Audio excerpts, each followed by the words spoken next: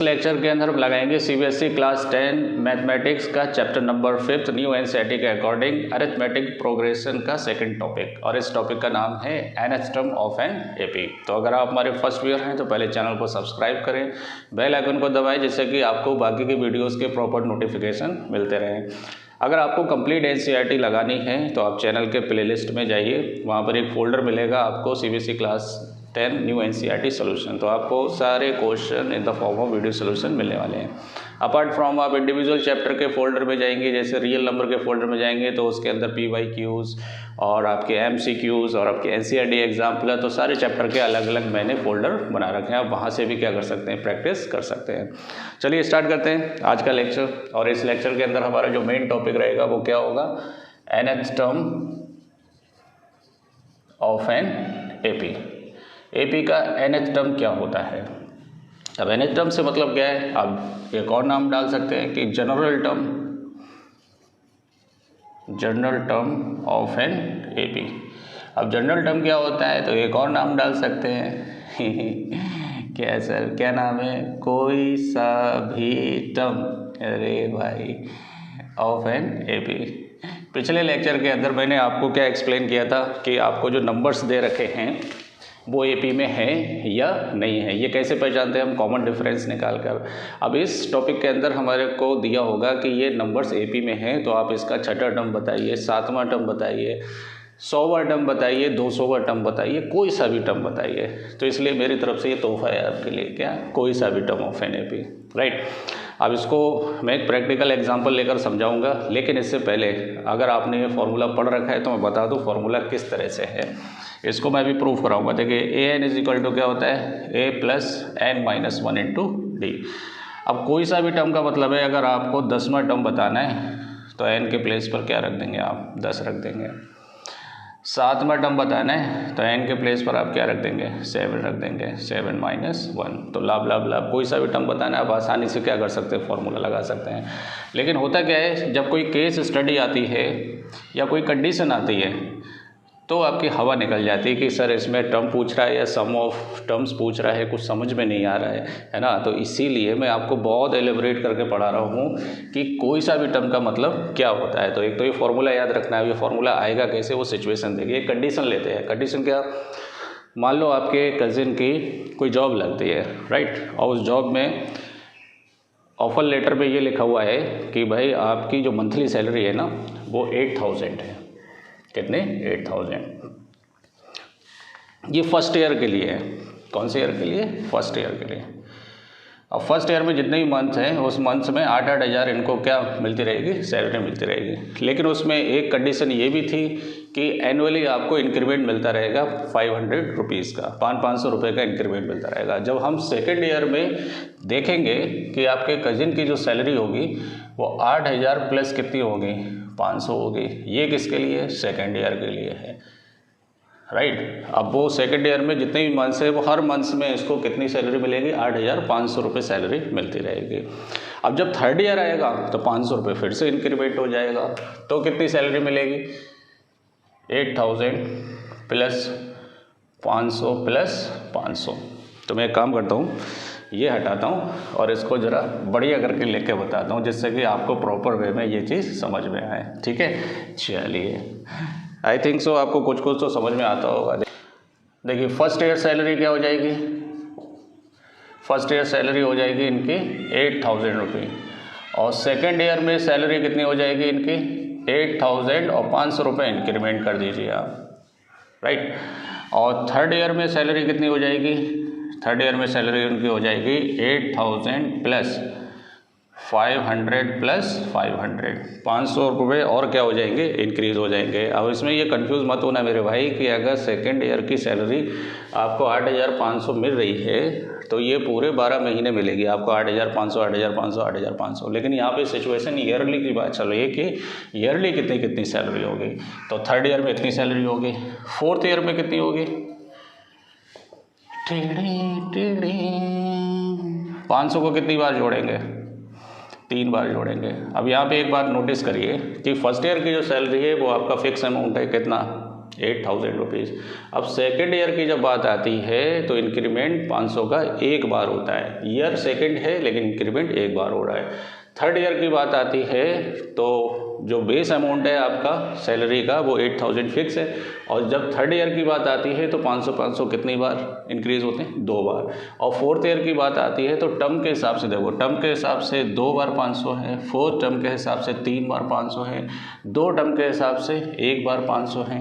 आ रही बात समझ में? तो इसीलिए जब आप फिफ्थ ईयर की बात करेंगे तो फिफ्थ ईयर में 500 कितनी बार बढ़ेंगे? एक साल में तो 8,000 तुम्हारे हो ही गए, बाकी के 4 साल के लिए 500 रुपये क्या हो जाएंगे?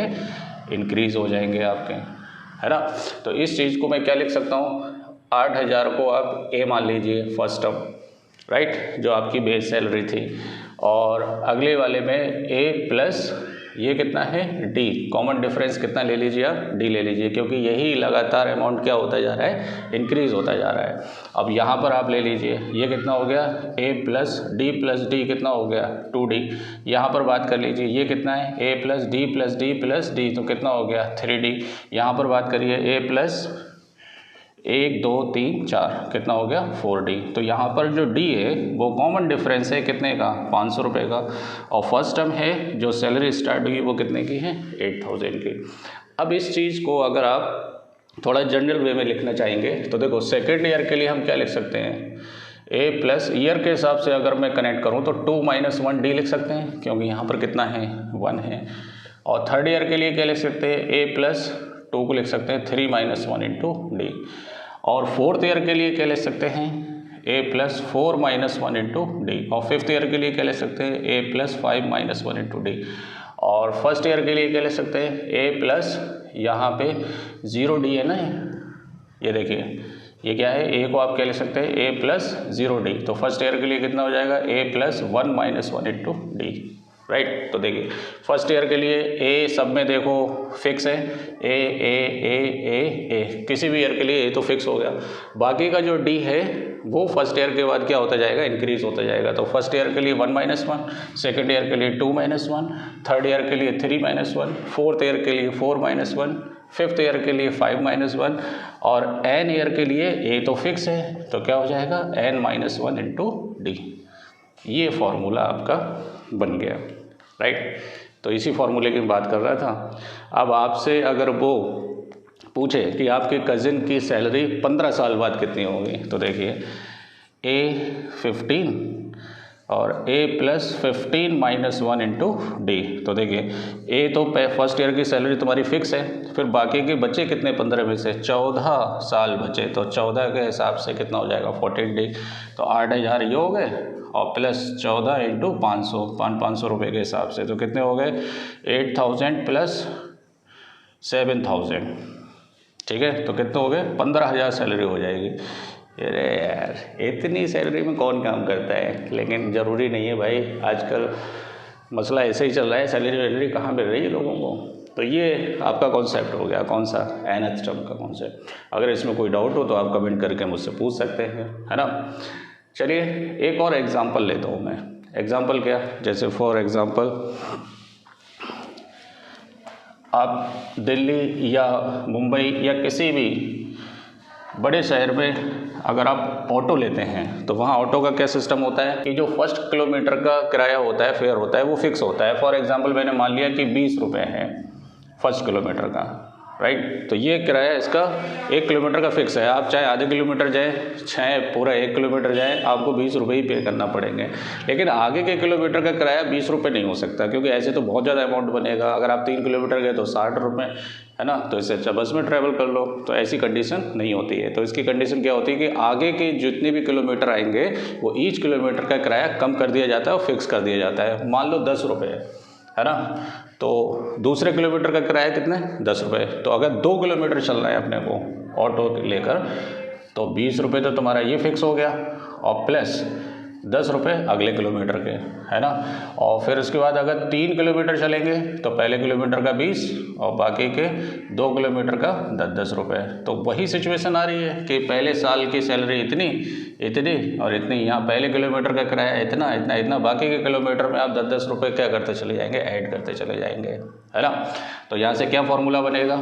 पहले किलोमीटर का A1 20 रुपीज़, दूसरे किलोमीटर का 20 + 10, तीसरे किलोमीटर का 20 + 10 + 10 और चौथे किलोमीटर का किराया 20 + 10 + 10 + 10। तो देखो ये कितना हो गया, A + 3 × 10, 20 + 3 × 10, ये कितना हो गया 20 + 2 × 10, ये हो गया 20 + 1 × 10 और ये हो गया आपका 20 + 0 × 10, राइट। इसको आप क्या लिख सकते हैं 20 + 2 - 1 × 10, इसको लिख सकते हैं 20 + 3 - 1 टर्म्स के हिसाब से, तो 3 - 1 2 ही तो आएगा × 10, और इसको लिख सकते हैं हम 20 + 4 - 1 4 - 1 × 10, और इसको लिख सकते हैं हम 20 + 1 - 1 × 10, राइट। बन गई देखो कंडीशन। अब यहाँ 20 हो गया आपका A और ये हो गया 1 - 1 × D, ये हो गया आपका A और ये हो गया 2 - 1 × D, ये हो गया A और ये हो गया 3 - 1 × D, ये हो गया A और ये हो गया 4 - 1 × D। तो जनरल टर्म के लिए AN के लिए क्या लिखे, 1 के लिए 1 - 1, 2 के लिए 2 - 1, N के लिए आएगा A + N - 1 × D। फिर से देखो वही फॉर्मूला आ रहा है। तो प्रैक्टिकल लाइफ में इसके बहुत सारे एग्जांपल हैं, जैसे आपका टैक्सी का हो गया या फिर आपका सैलरी का हो गया, या फिर आप एग्जांपल ले सकते हैं कोई ऑडिटोरियम है उसके अंदर सीटिंग अरेंजमेंट इस तरीके से कि हर रो में फिक्स नंबर ऑफ सीट्स क्या होती जा रही है, इंक्रीज होती जा रही है। और भी एग्जांपल है, मान लो आपके पास कोई पिग्गी बैंक है, गुल्लक बोलते हैं जैसे अपन लोग, उसमें वीकली या मंथली आप जो भी फिक्स अमाउंट डालते हैं तो वो भी किस में बनेंगे, AP में बनेंगे। तो वीडियो अगर पसंद आया हो तो चैनल को सब्सक्राइब करें। मिलते हैं नेक्स्ट वीडियो में एक्सरसाइज के साथ। Thank you.